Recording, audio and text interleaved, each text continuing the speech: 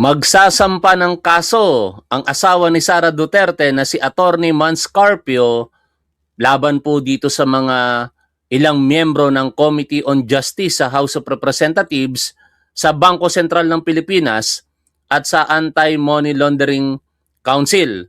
Kaugnay po ito ng paglabag di umano sa Bank Secrecy Law. Pero alam niyo mga tol, mukhang pag-amin po ito indirect na pag-amin na totoo yung sinasabi ng mga personalidad diyan po sa Committee on Justice. Kasi kung wala pong katotohanan yon, bakit magkukubli sa Bank Secrecy Law? Instead, di ba, dapat magsampa sila in particular kay dating Senador Antonio Trillanes ng perjury, pero hindi po ginagawa ni Sara Duterte nor nito pong kanyang asawa na si Mans Carpio. Sa balita po na ating pong babasahin mula po sa ABS-CBN News, ngayong araw po na ito, April 26, 2026, BP Sara Duterte's husband to file raps over bank secrecy data privacy. Ayon po dito, Vice President Sara Duterte's husband, Manasseh Carpio, is set to file a criminal complaint against officials of the Bangko Sentral ng Pilipinas, Anti-Money Laundering Council, and House members with the Quezon City Prosecutor's Office on Monday. Bukas po yan, for their alleged violation of the Anti-Money Laundering Act, Bank Secrecy Laws, and Data Privacy Act. Tatlong di umano'y paglabag sa batas ang iaakusa ni Mans Carpio dito po sa mga nabanggit na institusyon. Carpio will file a complaint against BSP Governor Eli Remolona Jr., AMLC Executive Director Ronel Buenaventura, as well as House Committee on Justice Chair Jerbil Luistro of Batangas and Representatives Percival Sendanya and Chel Jokno of Akbayan Party List and Leila de Lima of Mamamayang Liberal Party List. Ang mga individual na sina Representative Percival Sendanya at Congresswoman Leila de Lima ay may pahayag na po hinggil po dito. Kasama din po ang Facebook page ng Akbayan Party List. Nagbigay po sila ng pahayag at babasahin po natin yan later. Ituloy ko po ang sinasabi pa po sa balita. The complaint will allege that the respondents connived to illegally disclose and divulge classified confidential banking records protected under Republic Act 9160 or the Anti-Money Laundering Act as amended, Bank Secrecy Law or Republic Act 1405 and Data Privacy Act Republic Act 10173. It charges that the AMLC and the House Committee on Justice leak various private record of transactions expanding to insurance payments, time deposits, investments, and utility bill payments. Sa pagpapatuloy pa po ng pagbasa natin dito sa balita, sabi pa po dito, this after the AMLC revealed, kasi nung nakaraang araw mga tol, dinisclose po ng AMLC through its Executive Director, Attorney Buenaventura, yung mga naging transactions ng mga accounts nitong si Sara Duterte na tinatawag na covered at suspicious transactions na ang halaga ay umabot sa 6.77 billion. Sa halaga po na yan, 4.425 billion pesos ang pumasok sa bangko, samantala 1.554 billion pesos naman ang nailabas sa mga accounts. Sa 791 million transactions, nakategorize ito as undetermined ayon po sa pagpapaliwanag ng AMLC. Ito po lahat napakinggan natin doon po sa hearing ng Committee on Justice nitong April 22, 2026. Kaugnay nga po ng impeachment complaint na kinakaharap nitong si Vice President Sara Duterte. Pero alam niyo nakakapagtaka talaga kung hindi po totoo ang mga akusasyon at mga sinasabi the appropriate na dapat isampang kaso ay perjury or kaya cyber libel. Pero bakit ayaw po nila mag-file ng perjury or cyber libel sa mga individual na nag-akusa po sa kanila? Baka kasi totoo. Kaya dadaanin na lang nila muli sa teknikalidad for allegedly violating the Anti-Money Laundering Act, the Bank Secrecy Law, and the Data Privacy Act. Ngayon, ito po yung mga pahayag, una, ng Akbayan Party List Facebook page. Sabi po dito, kakasuhan daw ni Mans Carpio, asawa ni BP Sara, sina Akbayan Representative Chel Jokno at Percy Sendanya bukas for violating the bank secrecy law sa paglalantad ng bank records nila. So, inaamin nila na totoo ang transactions? Yon ang tanong. Sa pamamagitan ba ng pagsasampa ng kaso na ito, parang indirectly inaamin nila na totoo yung mga yon? Thanks for the admission, sabi po ng Akbayan Party List. Meron din pong pahayag si Fiscal EJ related to that, Sa sinabi ng Akbayan Party List, legal point of view ni Fiscal EJ, basahin ko po. If the alleged bank transactions were purely fabricated, you would expect a complaint for perjury or falsification against those claiming they exist. But if the response is instead to file cases for alleged violations of bank secrecy, AMLA, and data privacy, this can be viewed as an indirect confirmation that those transactions do in fact exist. Makakapuntos na naman si Trillanes, sabi po ni Fiscal EJ. Now, ito naman po yung naging pahayag ni Congresswoman Leila de Lima, ang isa sa di umano'y sasampahan ng kaso ni Mans Carpio. Basahin ko po ang kanyang naging post sa kanyang Facebook page kani-kanina lamang. Sabi niya, karapatan nila yan, tulad ng ginawa nilang pagdulog sa Korte Suprema at Quezon City Regional Trial Court para pigilan nga naman o ilihis ang issue sa ginagawang pagdinig sa impeachment complaints laban kay BP Sara. We will wait for the official copy of the complaint once it is filed to study it thoroughly and discuss it with my lawyers. But as far as the House Committee on Justice is concerned, the proceedings cannot be considered violative of any law.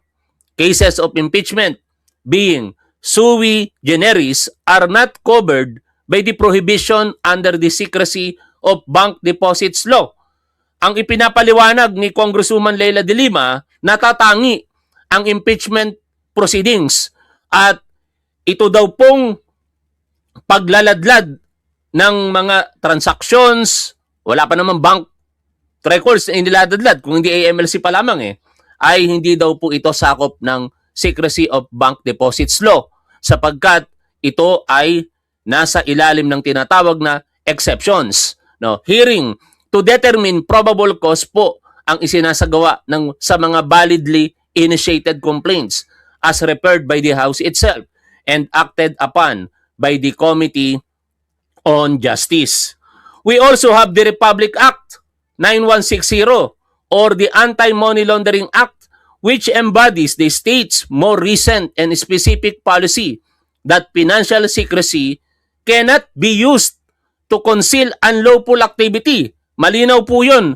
Ayon kay Leila de Lima sa isinasaad daw po ng Republic Act 9160 or the AMLA, Anti-Money Laundering Act, hindi daw po pwedeng itago ang mga financial transactions na yan kung ito po ay para itago o yung sinatawag na produkto ng isang paglabag sa batas.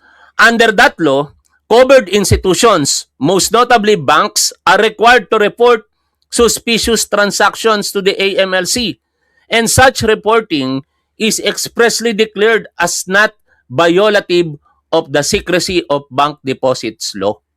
Nakukuha po natin mga tol, yung reporting na ginagawa po ng mga bangko sa AMLC ay hindi daw po paglabag sa Bank Secrecy Law.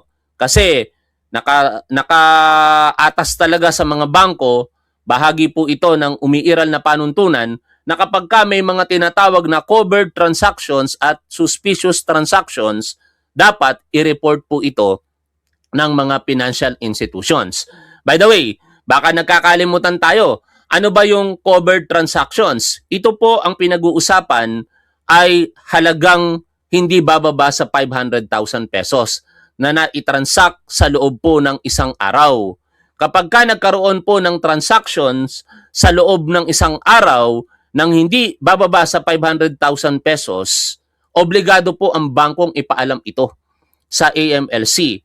Kaya po ito tinatawag na covered transactions. Pero pagdating naman po sa suspicious transactions, hindi po pinag-uusapan dito ang halaga o dami ng perang tinransak. Ang pinag-uusapan po dito ay yung aktibidad na kahina-hinala. Halimbawa, merong pumapasok na maraming pagkakataon, 10,000, 50,000, 40,000, 50,000, 90,000 sa loob ng isang araw. Kahina-hinala po yon. Kaya inire-report po iyon ng mga bangko sa AMLC. At yon ay tinatawag na suspicious transactions. Balik po tayo dito sa aking binabasa. Klaro naman na ang pinasabpina ng Committee on Justice ay records of suspicious and covered transactions ni BP Sara at ng kanyang asawa, hindi mismo bank accounts. Also, the prohibition on disclosure applies only to officers and employees of banks and banking institutions. Sinasabi po, yun pala, ang bank secrecy law pala ay ina-apply lamang sa mga opisyales at empleyado ng mga bangko o ng mga banking institutions at hindi po diyan po sa Committee on Justice. Sa pagpapaliwanag ito, syempre, ni Congresswoman Leila de Lima. Hindi pa naman natin alam kung ano naman yung legal argument ng kampo ni Mans Carpio. The fact that evidence of ill-gotten wealth was exposed in the course of the impeachment proceedings does not make such exposure criminal. It is a direct consequence of impeachment as an accountability mechanism. Meaning mga tol, nangyayari ang mga ito kasi meron pong impeachment process at consequence na labang po ito. Nabuksan ang mga transaction records sa AMLC, ipinalabas po ito o ibinahagi po ng AMLC sa harapan po ng publiko, in particular sa Committee on Justice. Consequence po iyon ng impeachment laban kay Sara Duterte. Sa pagpapaliwanag po yan ni Congresswoman Leila de Lima, ituloy ko po, sa ginagawa nila ngayon, halatang halata na nababahag ang buntot nila na sagutin ang mga aligasyon at gusto na lang pagtakpan o ilihis lagi ang issue. Hindi pwedeng gawing panangga lang ang korte sa kaduwagan nila. Tinawag ni Leila de Lima na duwag ang mga ito. At kung iniisip nila na sa pagsasampa ng kaso laban sa atin ay masisindak nila tayo o magdadalawang isip o titigil tayo sa paghahanap ng katotohanan at pananagutan sa mabibigat na aligasyon laban kay BP Sara, imposibleng mangyari yan. Palaban si Congresswoman Leila de Lima dito. Mukhang hindi talaga papatinag. Tuloy-tuloy lang tayo sa pagtupad ng ating mandato sa taong bayan.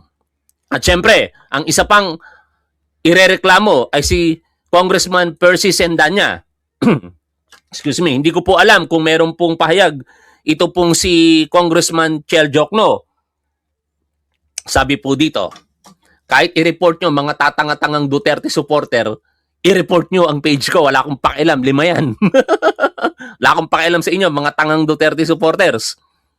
Sabi po dito, pumalag si Akbayan Party List Representative Percival Sendanya sa isasampang reklamo ng asawa ni BP Sara Duterte na si Atty. Manasseh Carpio laban sa kanya at iba pang opisyal. Ito po yung kanyang pahayag. May free will at maraming pera naman sila para mag-file ng kaso. Pero ang tanong ay may nilabagbang batas ang mga miyembro ng Committee on Justice at AMLC? Wala. Mas malinaw pa sa tanghaling tapat na exception ang impeachment hearings sa coverage ng Bank Secrecy Law at Anti-Money Laundering Act. Pero advice ko sa kampo ni BP Sara, imbis na mag-aksaya sila ng papel at oras sa pagsasampa ng mga kaso, humarap na lang si VP Sara sa April 29 sa Committee on Justice hearing. Doon siya magpaliwanag. Yun ang hamon, mga tol.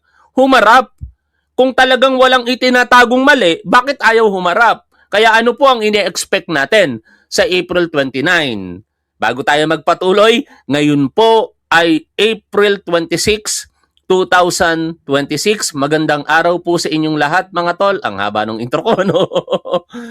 At nagpapasalamat po ako ng lubos sa patuloy po ng suporta sa ating programa, sa ating gobyerno at sa ating mahal na Pangulong Bongbong Marcos. Kung kayo po ay hindi Duterte supporters, huwag nyo po sanang kalilimutang i-like at kung pwede, pakishare nyo na rin po itong ating live streaming. Magpatuloy po tayo dito po sa ating tinatalakay. Sa April 29, meron pong interview kay Congressman Bienvenido Abante Jr., ang isa po sa mga endorser ng impeachment complaint kay Sara Duterte. At dito, pakinggan po natin ang naging interview sa kanya at mga posibleng maging kaganapan sa darating po na April 29. Ang chairperson po ng House Committee on Human Rights. At actually, isa po siya sa mga endorser ng ika-4 na impeachment complaint laban sa Vice Presidente. Wala pong iba kundi si Manila 6th District Representative Benny Abante. Magandang umaga, Congressman, and welcome po sa Super Radio DCWB. Magandang umaga po. Magandang umaga sa inyo lahat. Magandang umaga po, and thank you po sa inyo pong pagpapaunlak sa amin. Congressman Abante, ano po yung mga akasahan pa ng ating mga kababayan sa darating po na impeachment hearing sa April 29? Talagay ko sa April 29, ang talagang pag-uusapan na yung binigay na threat ni Vice President Sara sa ating Pangulo. Opo. Sa kanyang asawa, kay Speaker Martin, yun ang pag-uusapan dyan. Maaaring meron pang iba na tulad sa AMLAC. Pero alam mo, palagay ko sa AMLAC tapos na eh. I do not know kung meron pang isisiwalat ang iba. No? Pero ang pinakapunto niyan, yung threat na ibinigay ng pangalawang Pangulo. Opo. Ito po ba yung sinabi niya na kapag may nangyari sa kanya, meron na siyang kinausap na papatay sa presidente? Yes. Apo. Yes, ito po yun. Pero yan pong aligasyon na yan na Congressman Abante, sa palagay niyo ba mabigat din po yan?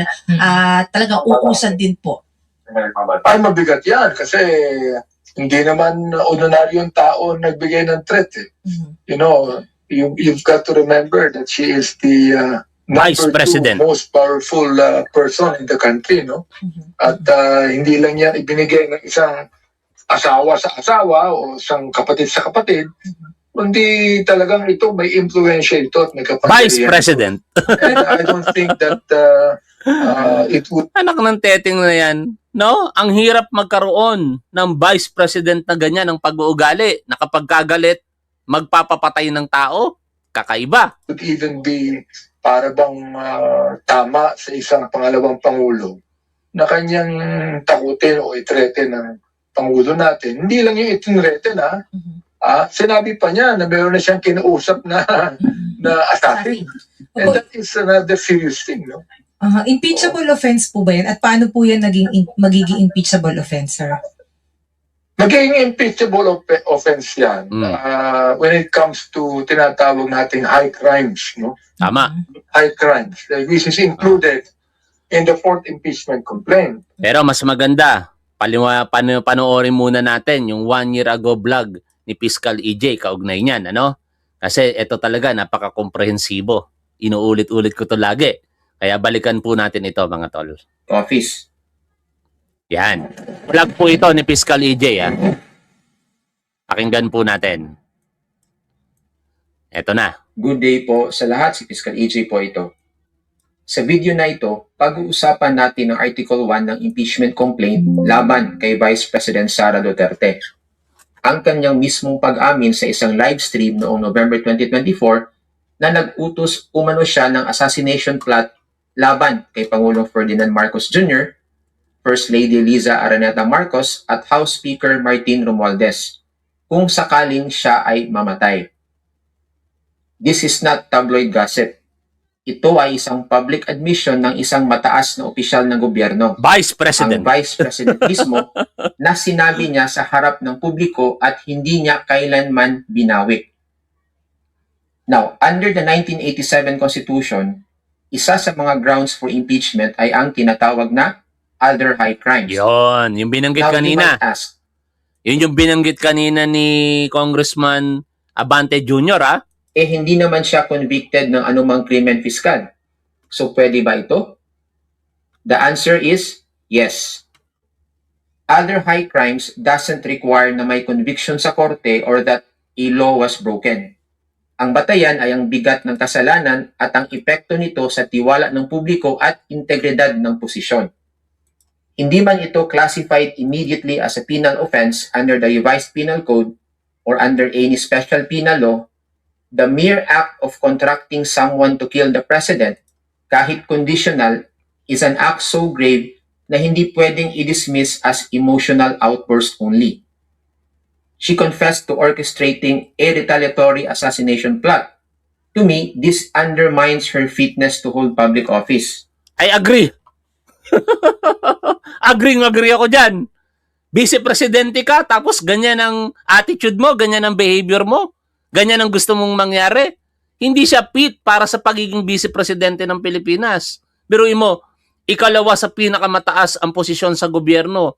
At anytime, pwedeng pumalit sa Pangulo ng Pilipinas.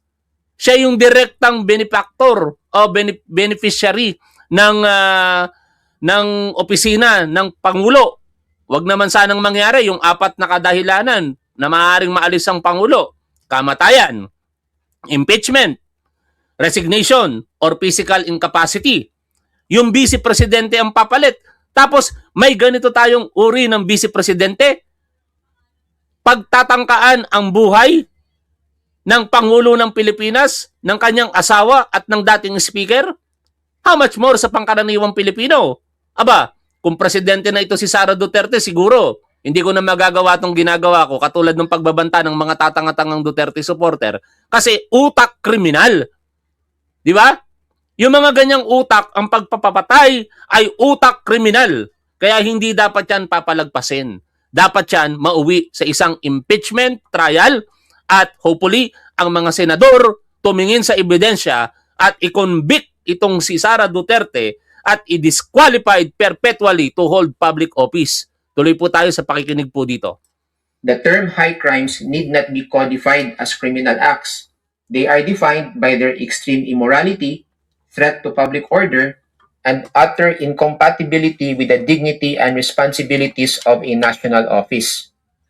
In short, kung ang pagkilos mo ay sapat na para masira ang tiwala ng taong bayan, it can be considered a high crime under the 1987 Constitution. Isa pang ground sa ilalim ng Article 11 Mga tangang Duterte supporter, huwag niyong ipinagmamalaki yung tokhang. Baka kayo, hindi kayo naka-experience ng tokhang. Ako, bahagi ako niyan. Kaya huwag niyo akong pagyabang-yabangan na ipapatokhang niyo ako. Alam ko ang sistema noon. Naging bahagi ako ng Project Double Barrel. Alam niyo yung Project Double Barrel, mga tatanga-tangang Duterte supporter? Ayan yung brainchild ni Senator Ronald De La Rosa na noon ay PNP chief. Sa pamamagitan ng Oplan Double Barrel, merong tinatawag na Project Tokhang o yung pinagmamalaki ninyong itokhang. Baka hindi nyo nga alam, mga tanga kayo kung anong ibig sabihin ng tokhang. That is a Visayan word na ibig sabihin, kumatok at himukin ang mga kapwa natin Pilipinong involved sa illegal na droga. Pero hindi ganun yung nangyari. Maraming napatay. Tanong nyo sa akin kung paano napatay. Hindi ko sasabihin dito. Mga tanga. O, tuloy po tayo rito. Section 2 ay ang betrayal of public trust. Ito po ang catch-all provision ng saligang batas. Hindi kailangang may krimen, basta may ginawa kang labag sa ethics, integrity at oath of office mo, pwede kang ma-impeach. The phrase betrayal of public trust is broad, meant to catch acts na hindi man kriminal ay morally reprehensible. It reflects a violation of the oath of office to preserve and defend the Constitution and the President as its chief executor. Public officials po are expected to uphold democratic institutions, not premeditate their destruction. When the Vice President, in her capacity as Di ba? Ini-expect natin na magiging role model Lalong-lalo na vice-presidente ka sa isang demokrasyang bansa. Tapos, ikaw mismo yung sisira sa demokrasya dahil lamang nagagalit ka, magpapapatay ka ng tao. Nak ng teteng na yan. Hindi pa pwedeng ikatwira na, hindi, galit lang ako, emotional outburst lang ito, hindi pa pwede yun. Papaliwanag dito ni Fiscal EJ kung bakit. The second highest official in the land, publicly announces na may inutusan siyang tao para pumatay sa Pangulo just in case she dies. That's not just a lapse in judgment. That's a full betrayal of the ethical standards expected of her office. Mas grabe pa ito kung tutuusin dahil sinabi niya ito ng buong linaw at inulit pa sa iba't ibang forums. May intensyon, may kumpiyansa, walang remorse. May ilan ding nagsasabi na, hypothetical lang naman yun kung sakaling mamatay siya. That argument po doesn't hold water. Parang sinabing pag namatay ako, pumatay kayo. That's still solicitation of violence and it shows a deeply disturbing mindset. Hindi siya private citizen. Napakinggan nyo yun, mga tangang Duterte supporters. Disturbing mindset. Meron itong si Sara Duterte sa mga pagkakataon na sinabi niya. Yung pagtatangka na yan sa buhay ng mga individual na binanggit natin. O, palibasa kasi, ang mga ugali ninyo, pare-parehas, kaya okay lang sa inyo yung mga sinasabi ni Sara Duterte at worse, yung pagpapapatay sa kapwa natin Pilipino, okay lang, okay sa inyo. Parang yung isang si Raulo o ungas na vlogger na si Sir Jack ba yun? Sino ba yun? Yung ngongo? Argota? Oh, biruin mo, sasabihin niya rito, may patayan, oo. Pero yung mga namatay, okay lang, kriminal eh. Magnanakaw ka, kriminal ka, drug lord ka, deserve nilang mamatay. Si Raulo, wala tayong death penalty dito. Kaya hindi deserve mamatay kahit mga kriminal yan. Kung gusto mong deserve nilang mamatay, sumama ka. Isulong nyo ni Robin Padilla ang parusang kamatayan. Pero sa ngayon, pagkakakulong lang. Maliban kung nanlaban at talaga naman na nanlaban. Kasi maraming kwento ng nanlaban, hindi naman pala nanlaban kung hindi pinalaban. Magkaiba po yun. Ang mga ugali ninyo pare-parehas. Ngayon, kung sinasabi mong kasama sa dapat mamatay ang drug lord, kung totoo ang binibintang ni Arturo Las Cañas kay Rodrigo Duterte, na si Rodrigo Duterte ay Lord of all drug lords, dapat mamatay si Rodrigo Duterte, ayon sa logic mo.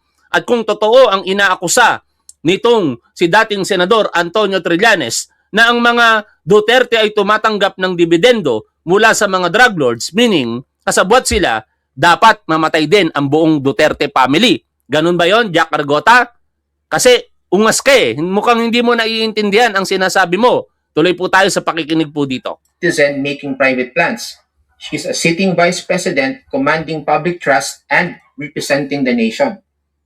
The Constitution doesn't excuse you from morality just because you say your plans take effect after your death. The problem is not the condition. It's the intent and mindset behind it. Public officials are bound by their oath regardless of circumstances. Now, let's go deeper. Hindi lang ito tungkol sa kanya. Ito ay banta sa ating democratic institutions. What she admitted to strikes at the core of democratic stability. A vice president plotting vengeance by extrajudicial killing, even conditionally, is tantamount to creating a political climate of fear and violence. Kapag ipinakita ng isang opisyal ng gobyerno na okay lang magpa-assassinate, ano ang sinasabi nito sa military? Naku ng teteng talaga, no? Ako daw dapat mamatay. Tanga! No? Bakit ako dapat mamatay? Hindi ako natatakot mamatay. Tanga! Ang tatangan nyo talagang mga DDS. Ang sinasabi ni Jack Argota, dapat mamatay ang mga kriminal.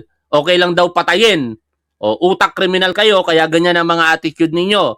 Saka wag nyo nga ako yabangan, mga tatanga-tangang Duterte supporter. Pag sama-samahin mo yung daliri mo, tangang Duterte supporter, kulang pa yan sa kasalanan ko. Pinagsisisihan ko yon. From time to time, bumabalik sa alala-ala ko. Maaalala mo yung mga eksena. Nak ng teteng, hindi nga kayo nakapatay, pero ang isip pa ninyo, gustong pumatay. Tanga kayo. Baka pagka naranasan nyo yan, hindi nakakatuwa. Maliban kung talagang masamang tao kayo. Pulis, sa publiko, sa susunod na henerasyon ng liderato. If she normalized the idea of assassination as an acceptable political tool, anong epekto nito sa credibility ng gobyerno, sa pananaw ng publiko, sa mundo? Her admission po is not only reckless, it invites lawlessness, and that betrays the very Yon ang concept of problema. orderly governance. Yon ang problema. Dahil sa mga Duterte, katulad nitong si Sara Duterte, ini-invite talaga nito yung lawlessness katulad ng napakinggan natin. Tingnan nyo, yung mga tatanga-tangang Duterte supporters, gusto patayan. Katulad ako, ini-exercise ko lang yung free speech ko.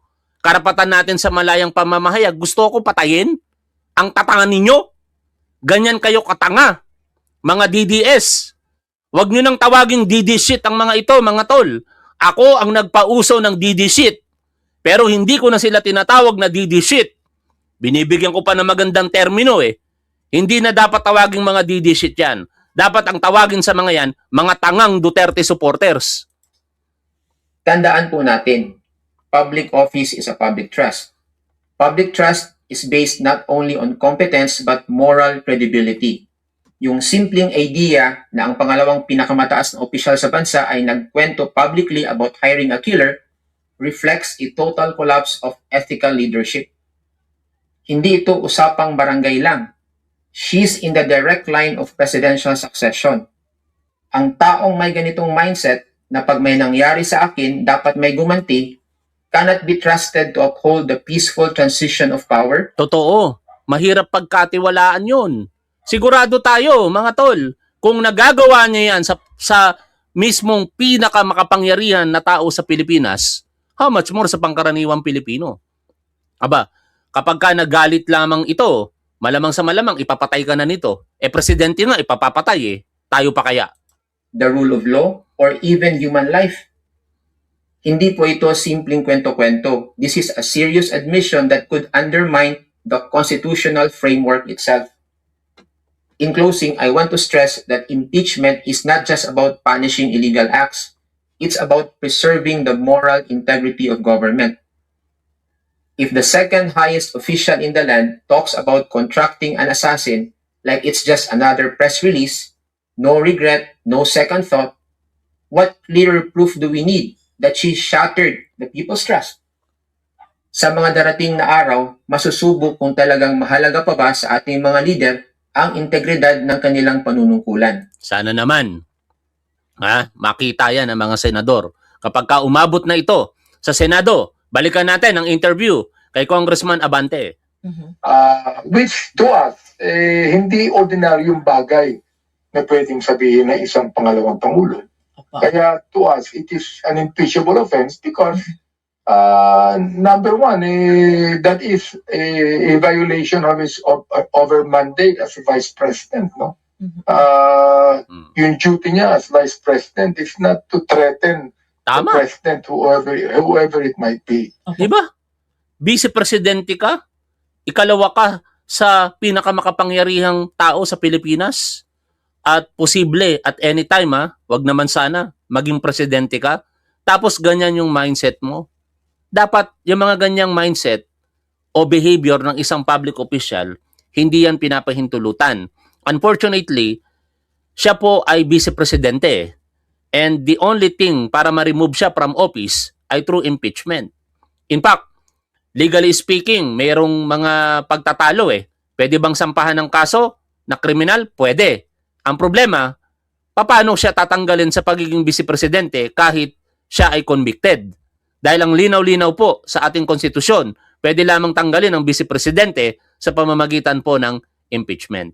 Kaya sana magpatuloy ang impeachment case na ito laban kay Sara Duterte, and we are expecting na matatapos yan sa April 29. Maaaring umakyat na sa plenaryo ang articles of impeachment sa pagbabalik sesyon ng House of Representatives sa May 4, and hoping na makakuha po ito, which probably makakakuha talaga ng 1/3 votes ng mga kongresista para iakyat ang articles of impeachment sa Senado, and their trial shall proceed forthwith. Yan po ang ipinangako ni Senate President Tito Soto. Maraming salamat sa inyo pong lahat mga tol.